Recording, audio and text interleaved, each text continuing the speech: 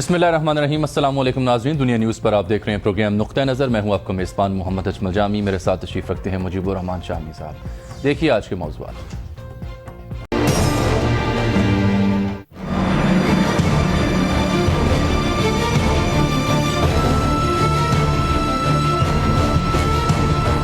पहले मुत्तहिदा के रहनुमा फारूक सत्तार गिरफ्तार हुए, फिर वतन वापसी पर पीपल्स पार्टी के शर्जील मेमन। थोड़ी बहुत मेहमान नवाजी के बाद छोड़ दिया गया। किसने किसे और क्यों गिरफ्तार करना चाहा? मुराद अली शाह की सिंध से विफाकी इदारों का बोरिया बिस्तर गोल करने की धमकी।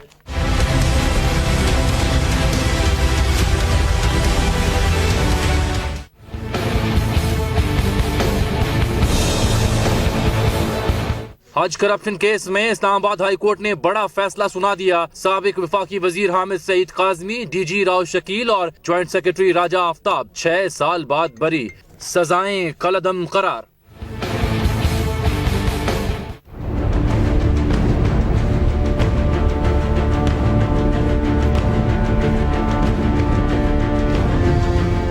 दो साल बाद Pak Bharat Indus water commissioners मुज़ाकरात बहाल, सिंतास मुआहिदे पर अमल दोनों ममालिक के मुफाद में करार।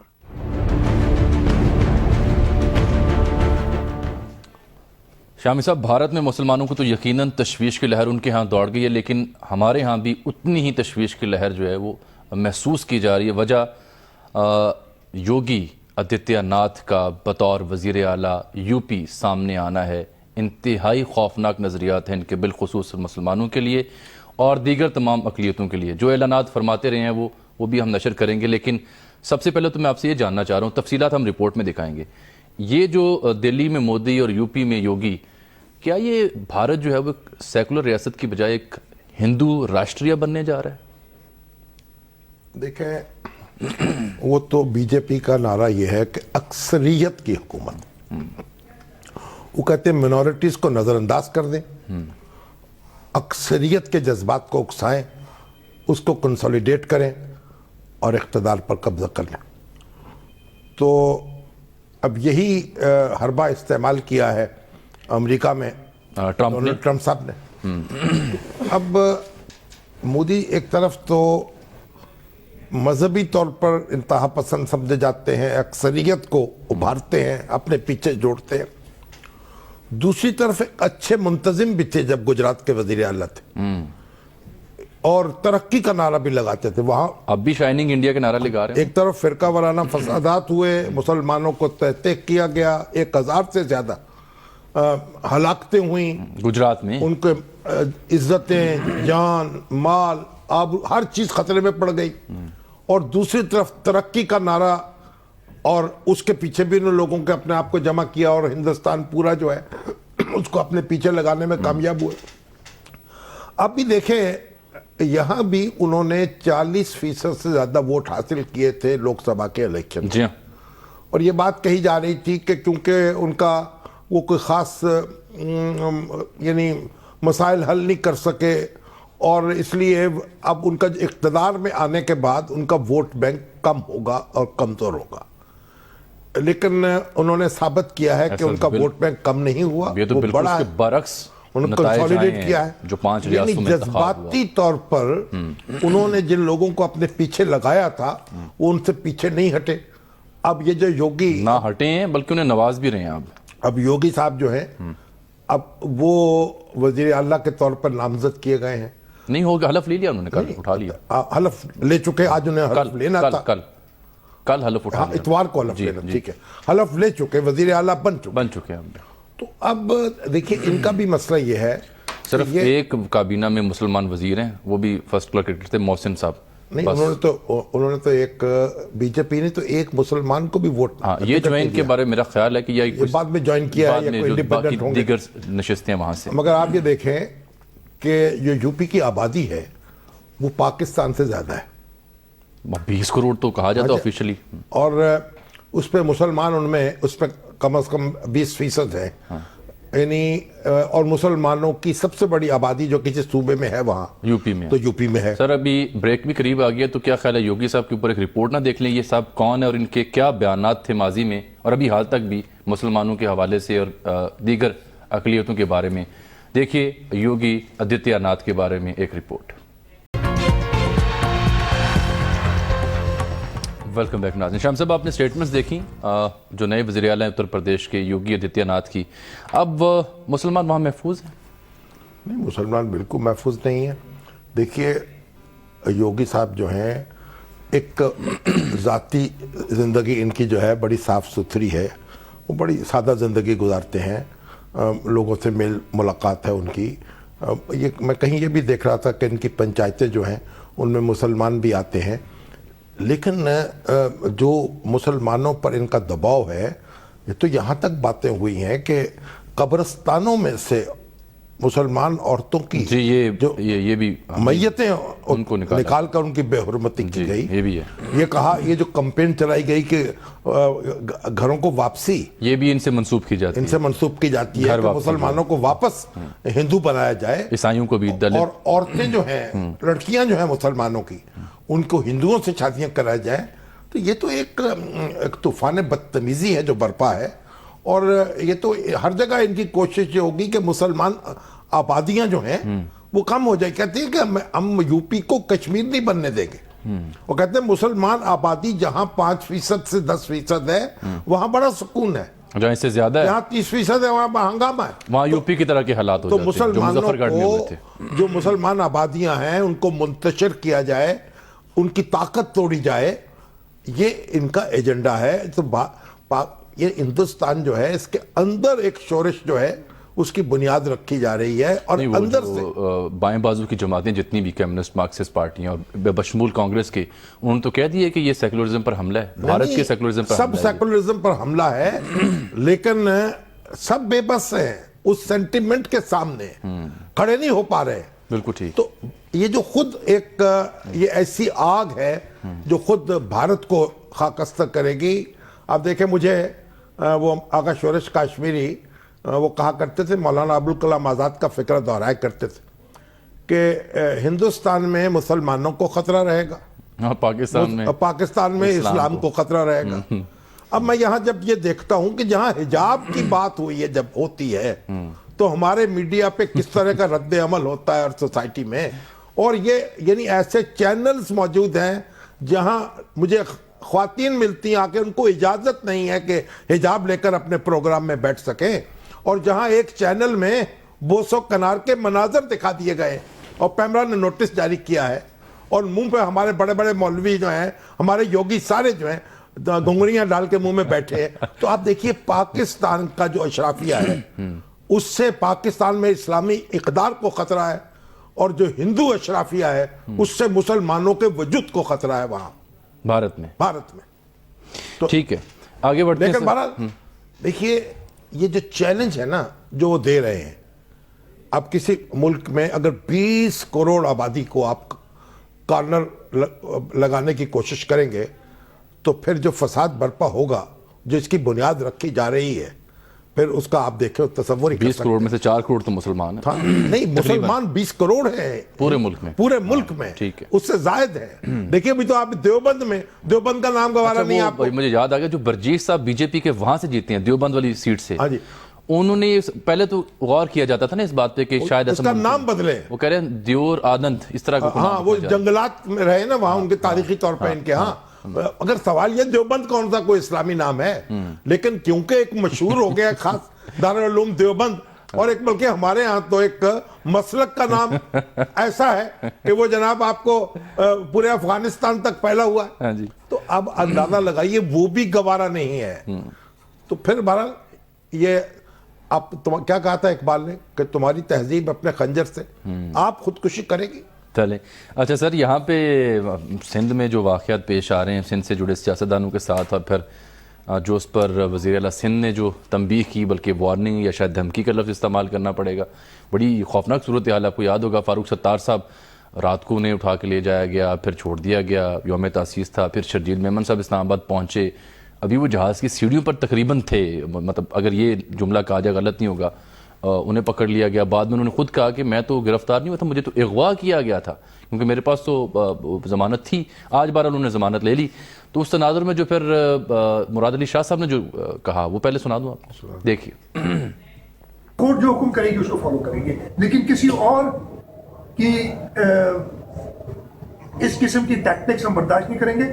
میں یہ بھی وارن کر رہا ہوں کہ اگر اس طریقے سے انہوں نے کنٹینیو کیا ان اداروں نے, چاہے وہ فیڈرل ادارے ہوں, اور یہ اتنی آپ کے اگزامپل بتائی, ہم ان کو نہیں رہنے دیں گے ادھر. ہم ان اداروں کو کہیں گے اپنا بوریا بستر لپیٹو اور جاؤ ادھر سے.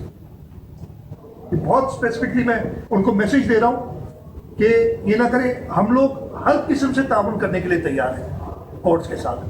ہم نے ہمیشہ تعاون کیا ہے, ہم نے ان اداروں کے ساتھ بھی تعاون کیا ہے, لیکن اگر ادارے پولیٹیکل لائنز پہ چلیں گے اور کسی کی پولیٹیکل باتوں میں آئیں گے تو پھر وہ سندھ میں ان کے لیے. سر یہ رد عمل ہے جو صورتحال پیش آئی یا پھر یہ دھمکی ہے؟ مراد علی شاہ صاحب نے بڑی زوردار بات کی ہے جی, لیکن آپ نے اس میں سے جو ایک فکرہ اور بھی انہوں نے کہا ہے, پتہ نہیں آپ نے دکھایا کہ نہیں دکھایا. دکھا دیتے ہیں. انہوں نے کہا عدالتیں جو ہے نا ہم ان کے حکم مانیں گے. نہیں وہ تو کہا انہوں نے شروع میں کہا, اس سے اگر آپ اس کا ساتھ لگا دیں نا, لگا ہوا ہے تو پھر ہاں ٹھیک ہے نا, تو پھر آپ کا وہ جو زہر کم ہو جاتا ہے اس جملے کا. دیکھیے ایک بات, اگر آپ جتنا بھی آپ نے خوفناک منظر پیش کیا ہے نا, اب تھوڑا سا اس پہ غور کریں تو تھوڑا سمٹ جائے گا. یہ دیکھیے خوفناک منظر کی صورت نظر آ رہی ہے سر. شرجیل مہمن کتنا کو ہم ٹھنڈا کریں. دیکھیے شرجیل مہمن سابق وزیر اطلاعات ہے, ان پر الزامات ہے کرپشن کے, وہ آئے ہیں واپس پاکستان میں. آنے سے 2-2.5 سال بعد, آنے کے پہلے اسلام آباد ہائی کورٹ میں ان کے وکیل نے پیش ہو کر ایک حفاظتی بیل ان کے لیے منظور کرا لی. جب انہوں نے سرزمین پر قدم رکھا تو وہ ایک عبوری ضمانت ان کو حاصل تھی. ٹھیک ہے. اب یہ جو ایک وزیر صاحب وہاں کے, انہوں نے یہ بھی کہا کہ یہ چودھری نثار کے گلو بٹ جو ہے انہوں نے یہ کارروائی کی ہے, حالانکہ نیب چودھری نثار کے ماتحت نہیں ہے. بعد میں شرجیل میمن بھی خود بھی آج یہ کہہ رہے ہیں نہیں, وزیر اعظم کے ماتحت بھی نہیں ہے, نیب کسی کے ماتحت نہیں ہے. نیب ایک اپنی جگہ آزاد ادارہ ہے جس کے چیئرمین کو مقرر کرنے میں اپوزیشن نے بھی خورشید شاہ صاحب اور نواز شریف صاحب دونوں کا اتفاق تھا. وہ ایک آزاد ادارہ ہے اور حکومت کے ماتحت نہیں ہے. بہرحال اب شرجیل مہمن صاحب نے جب پاکستان کی سرزمین پر قدم رکھا, اگر تو اس پہ اتنا قیامت کیا برپا ہو گئی تھی, نیب کو اتنی ایکٹیو ہونے کی ضرورت کیا تھی؟ آ تو گئے تھے پاکستان, آ گئے تھے. اب وہ کہتے ہیں کہ میں آیا اسی لیے تھا مقدمات کا سامنا کرنا. وہاں کھڑے ہوتے ان کو پوچھتے, ان کے پاس اگر وہ کورٹ کا آرڈر تھا, ظاہر ان کے وکیل بھی ہوں گے, تو ان کو رہا کہتے ٹھیک ہے آپ جائیے, دوبارہ پکڑ لیتے. دیکھیں یہ جو بدتمیزی ہے نا, اور یہ جو توہین ہے, یہ نہیں کرنی چاہیے. کس نے کی؟ نیب کے جو ذمہ دار ہیں انہوں نے. تو یہ ان کا دیکھیں, دنیا میں آپ اخلاق اور تہذیب کے دائرے میں لوگوں کو ڈیل کریں. جو آدمی باہر سے آ رہا ہے وہ بھاگنے کے لیے تھوڑی آ رہا ہے, وہ تو پیش ہونے کے لیے آ رہا ہے. اسی طرح آپ دیکھیے, آپ جو ہمارے اسپیکر ہیں سرحد اسمبلی کے خیبر پختونخوا کے, اسد قیصر, جو ایک نیک نام سیاسی رہنما ہے, ان کی جوانی جو ہے وہ بھی بڑی ایک متانت میں اور سنجیدگی میں گزری ہے. اب بھی ان کی شہرت ایک اچھے شخص کی ہے. اب ان پر کسی نے ان کے حلقے سے ان کے مخالفین نے ایک درخواست دائر کی, نیب کو بھیجی. جو اس بارے میں پتہ کیا کہا جا رہا ہے, انونیمس لیٹر لکھا. ٹھیک ہے نا. اب گمنام خطوں کو تو پہلے ٹوکری میں ڈال دینا چاہیے ردی کی. ہم تو اخبار کے اندر, اخبار کے دفتر میں بھی اگر ہمیں گمنام خط آتا ہے ہم نہیں چھاپتے اس میں. ایک بریک لے لیں سر. آپ نام لکھیں اپنا, دیکھیں میں آپ نام لکھیں, اس کے اوپر لکھ دیں کہ میرا نام شائع نہ کیا جائے. ہاں, وہ ہم چھاپتے نہیں ہیں, راز میں رکھا جائے. اگر گمنام ہو خط تو ہم اس کی طرف کوئی توجہ نہیں دیتے, وہ تو چھاپتے نہیں ہیں. پھر بعد میں نیب کو کہنا پڑا جناب کے. اچھا سر ایک بریک لے لیتے ہیں, اس پہ بعد میں بات کرتے ہیں. ناظرین ملتے ہیں آپ سے اس بریک کے بعد.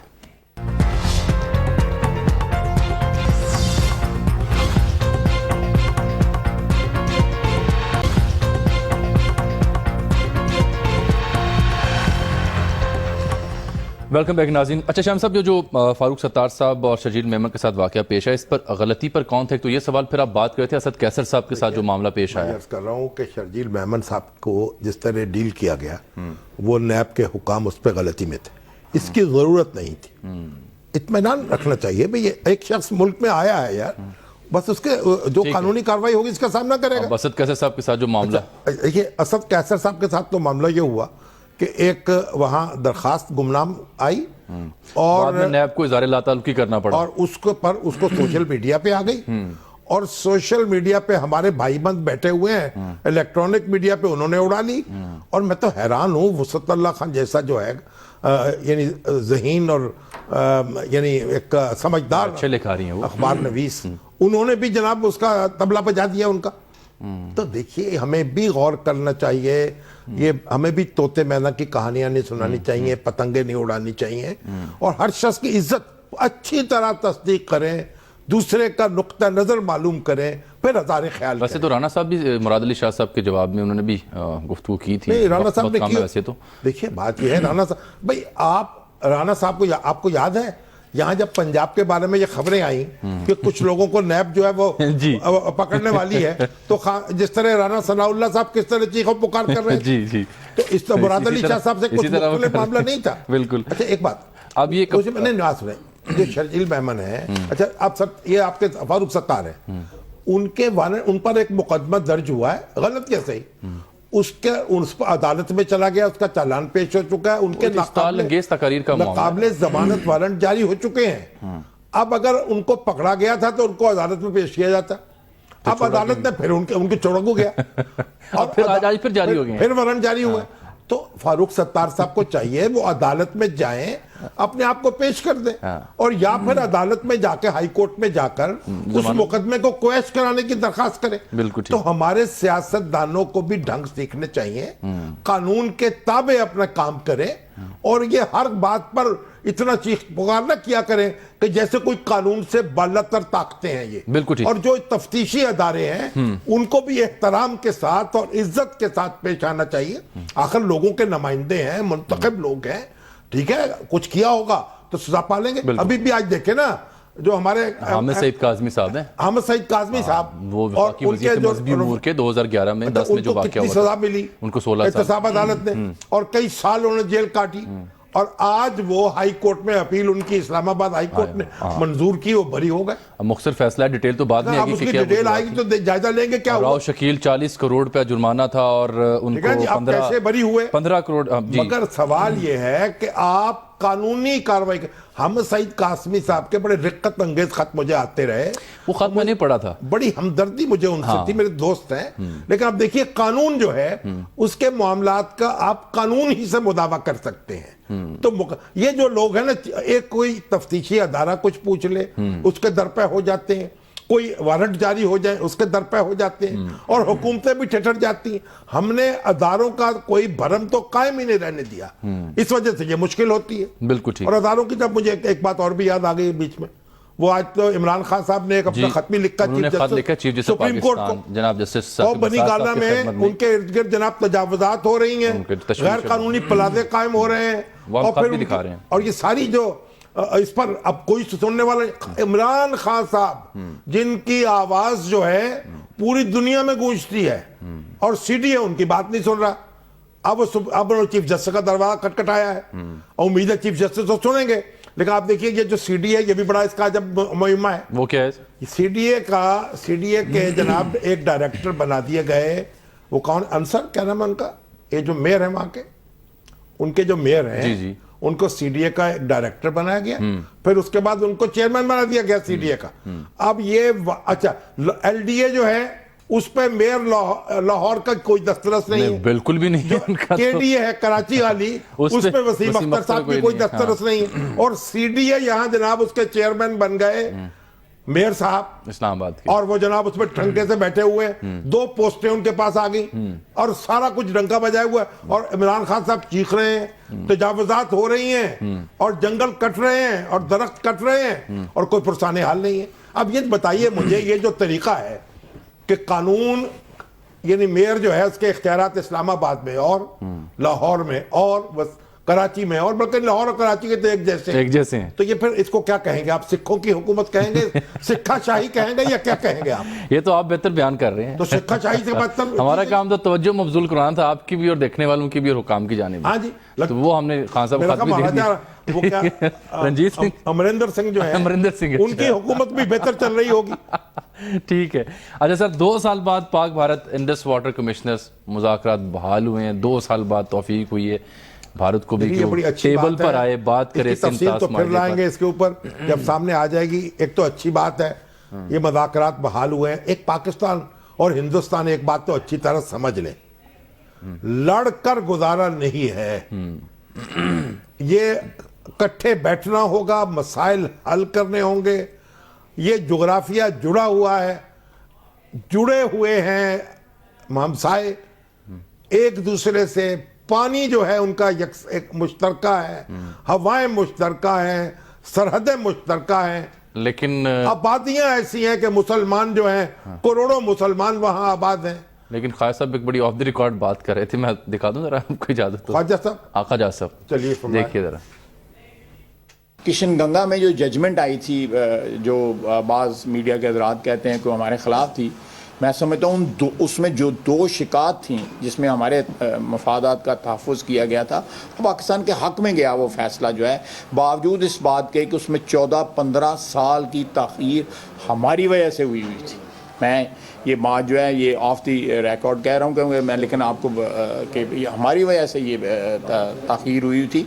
पाकिस्तानी जो भी उस वक्त, आज मेरा ख्याल है ख्वाजा साहब आज खुशी से निहाल है, हमारे भोले उसकी वजह सुन रहे हैं ना सर। सुनिए ना, वो NE 110 में जो वो उस्मान डार की नजरसानी की मुस्तरद, जाहिर है उस्मान डार साहब तो खुद बड़ी हमाकतें हुई हैं, अब उसका अजाला इस तरह हो नहीं सुप्रीम कोर्ट सकता। के रिमार्क से चीफ जस्टिस साहब के कि 10 गवाह पेश करके इलेक्शन का लदम नहीं होता, हाँ जी, तो इसलिए मैं उस खुशी में निहाल थे ख्वाजा साहब, तो थोड़ा सा नहीं अब वो उस्मान डार को चाहिए अगले इलेक्शन की तैयारी करें। अब ये जो हमारे भोले वजीर दिफा हैं, सर वो इनको ये अंदाजा नहीं है कि सामने माइक लगे हैं, लाइव ट्रांसमिशन हो रही है, टीवी पे नजर आ रहे हैं और ऑफ द रिकॉर्ड गुफ्तगू फरमा रहे हैं। अब इसकी क्या दाद दी जाए? सादगी सर, सादगी, सादगी, भोलापन सादगी है साहब। क्या कहते हैं, इस सादगी पे कौन नंबर जाए? सर मेरे ननिहाल से ख्वाजा साहब, मैं तो लड़ते हैं और हाथ में तलवार भी। आपके ननिहाल भी कितने सादा थे बेचारे, बिल्कुल ठीक है। अच्छा सर, मैं आपकी दो दिहाल के काबू में आ गए। अहम खबर यह है कि जो हमने खान साहब के खत का जिक्र किया ना अभी थोड़ी देर पहले, उसका इत्तला ये है कि चीफ जस्टिस साहब ने उसका नोटिस ले लिया है, बड़ी अच्छी बात है। और बड़ी अब सारी निगाहें चीफ जस्टिस की तरफ उठती हैं, बहुत कुछ उनको नोटिस लेना पड़ेगा, उनको कुछ चैन नहीं है। अगर वो समझे कि आराम चैन की बांसुरी बजा लेंगे, ये बांसुरी नहीं बजने वाली। एक ब्रेक लेते हैं नाज़रीन, ब्रेक के बाद वापस आते हैं कुछ मजीद मौज़ूआत।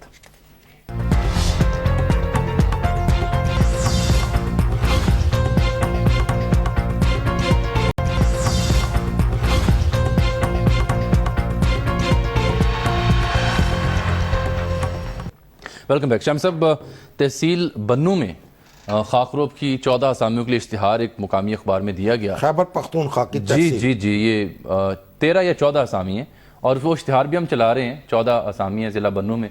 तो मज़हब के खाने में लिखा गया कि शिया, हिंदू, ईसाई, गोया ये जो असामियां हैं, हाँ। ये अकलियती फिरकों के लिए है, हाँ। और उसमें हिंदुओं के साथ शिया को भी शरीक किया। अंदाज़ा कीजिए अब ये अब क्या किया है तहसील नाज़िम जिस ने? शख्स ने ये इश्तिहार दिया है उसको तो उल्टा लटका देना चाहिए। JUI फेक निज़ामत है वहाँ पे इत्तला के मुताबिक। जिसकी भी हो, मौलाना फजलुर रहमान कोई चाहिए खुद ही ये काम कर ले, बजाय इसके कि लोग करें। अब अंदाजा लगाइए कि किस किस्म का तासुब है।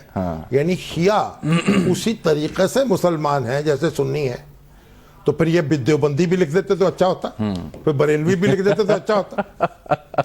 ताकि इनको आपने लोग भर्ती कर लेते। आपका प्रोग्राम शर्म आनी चाहिए जिस शख्स ने ये इश्तिहार दिया है, और इसको छोड़ना नहीं चाहिए, इसको इबरतनाक सजा देनी। कल फॉलोअप लेंगे हम इसका। अच्छा सर, इस तरह वक्त कम है, एक दो कॉल्स भी ले, लेकिन उससे पहले आप देखिए कि ये जो लाहौर में हेपेटाइटिस क्लिनिक का इफ्तिताह हुआ जो 36 अजला तक जाएगा, और फिर kidney and liver transplant institute का संग बुनियाद रखा गया, तो ये कुछ अच्छी खबरें हैं। अफसोसनाक खबरों के साथ सोचा कुछ अच्छी खबरें भी शेयर करें। आप कल वहाँ थे तकरीब में? नहीं, मैं तो नहीं जा सका वहाँ। अच्छा, नहीं गए थे? 50 एकड़ पर असल में वज़ीर आला ने जहाँ आना होता है ना, वो 1 घंटा 1.5 घंटा लेट होते हैं। ठीक है। तो जब भी मेरे लिए बहुत मुश्किल हो जाती है वहाँ जाना। अगर वक्त की पाबंदी शुरू कर दें, या कम से कम हमें ही बता दें कि किस वक्त आना है, तो जाने में जरा सहूलत पैदा हो। डॉक्टर सईद अख्तर साहब जो हैं, जी हाँ, बहुत ही दरवेश सिफत और किडनी और लिवर के बहुत बड़े एक्सपर्ट हैं, बैनुल-अक़वामी शोहरत के कॉलेज हैं, और उनका इसरार भी था और मेरी बड़ी ख्वाहिश थी वहाँ जाने के लिए। कि बहरहाल आप समझे रूहानी तौर पर मैं वहाँ मौजूद था। ठीक है। अब वो 50 एकड़ पर वो इंस्टीट्यूट बन रहा है, जो मेरा ख्याल पूरे एशिया में अपनी मिसाल आप होगा, और पूरे पाकिस्तान इंस्टीट्यूट उसका नाम रखा गया है, of liver and kidney and liver transplant. हाँ जी, किडनी टर्न, तो ताकि उसको वज़ीर आला ने कहा कि पूरे पाकिस्तान के लोगों के लिए होगा, पूरे पाकिस्तान से लोग आएंगे, और उसके एक क्लिनिक का इफ्तिताह कर दिया गया है। क्लिनिक वो उसमें ये होगा कि आपको जो तशखीस हो सकेगी इब्तदाई तौर पर लिवर के अमराज की और किडनी के अमराज की, और ये जो तशखीसी मराकज हैं ये पूरी हर जिले में कायम किया जाएगा। 36 तक हम ले जाएंगे इसे आहिस्ता आहिस्ता। और अच्छा, फिर वो आज मैं सुर्ख बसें भी देख रहा था लाहौर में, और 200 बसें जो हैं वो चलनी शुरू हुई हैं एयर कंडीशनड, उससे लोगों की जो ट्रांसपोर्ट है उसका मसला बड़ा हल होगा। कराची के लोग जब सुनेंगे तो वो बेचारे जो हैं फिर ताव खाएंगे। नहीं, अगर वहां भी कुछ शुरू हो तो हमें बताइएगा, हम वो भी नशर करेंगे। मुराद अली शाह साहब जो हैं जो बोरिया बिस्तर तो गोल करवा रहे हैं वफाकी अदारों का, भाई आप जरा गौर कर लीजिए कि ये अपने अवाम को कोई सहूलत भी दे दीजिए कराची के लोगों को, ठीक है, और कराची के लिए को बसें चला दीजिए, ठीक है। तो बहरहाल ये शहबाज शरीफ साहब जरा देर से सेहत की तरफ मुतवज्जो हुए हैं, लेकिन बड़ी तेज रफ्तारी से काम कर रहे हैं। उन्होंने कहा अगर बाई एयर भी मशीनरी मंगवानी पड़ी तो मंगवाएंगे, ठीक, और ये 1 से 1.5 साल के अरसे में ये मुकम्मल हो जाएगा सेंटर, और बहुत बड़ा इंस्टीट्यूट होगा। और अब देखिए हम दुआ ही कर सकते हैं इसके लिए, और गरीबों के लिए होगा। और डॉक्टर सईद अख्तर ने कहा मुफ्त इलाज होगा गरीबों का, कि उन्होंने जिंदगी अपनी उसी तरह से गरीबों के लिए वक्फ कर दी है जिस तरह डॉक्टर अदीब रिजवी ने कर रखी है। ये काम तो यही है सियासतदानों का, आवाम के लिए ही सब कुछ करें हर जगह पूरे मुल्क में। अच्छा, एक कॉल है सर हमारे साथ अली इशफाक साहब की, ये बात करना चाह रहे हैं सैयद अब्बास कमर जैदी साहब के हवाले से, जो गोल्ड मेडलिस्ट हैं नेशनल टेक्सटाइल यूनिवर्सिटी। कहाँ से बोल रहे हैं? ये इस वक्त तो लाहौर में है, ये अली इशफाक साहब। जी अली साहब बताइएगा ये क्या हुआ है सैयद अब्बास कमर जैदी साहब के साथ, मुख्तसर बताइएगा। शामी साहब, thank you for the introduction of Abbas Zaidi साहब। बेसिकली जैदी साहब के एक साहबजादे हैं, उनका नाम अमर जैदी है जी। अमर जैदी कैनेडियन सिटीजन है, पाकिस्तानी कैनेडियन सिटीजन, और वो पाकिस्तान में फॉर द लास्ट 3-4 ईयर्स उनका आना जाना नहीं है, ठीक है। बहावल नगर चिश्तिया के एक MPA हैं PMLN के, जिनका नाम चौधरी एहसानुल हक बाजवा है, ठीक है। ये क्योंकि दुबई में काफी ज्यादा बिजनेस इनका मौजूद है, तो ये अमर जैदी और चौधरी एहसानुल हक बाजवा की एक बिजनेस डील होती है दुबई में, और उस बिजनेस डील को कैरी आउट किया जाता है इटली में जाके, ठीक है। अच्छा, वहां पे जो इनका प्रोजेक्ट है वो वाइंड अप होता है, और उसके प्रॉफिट एंड लॉस का जो है वो इस बेसिक इनका इशू है दोनों फरीकैन का। अच्छा, तो उनके बेटे नहीं, वालिद भी क्या उनके हिस्सेदार हैं, बेटे के पार्टनर है?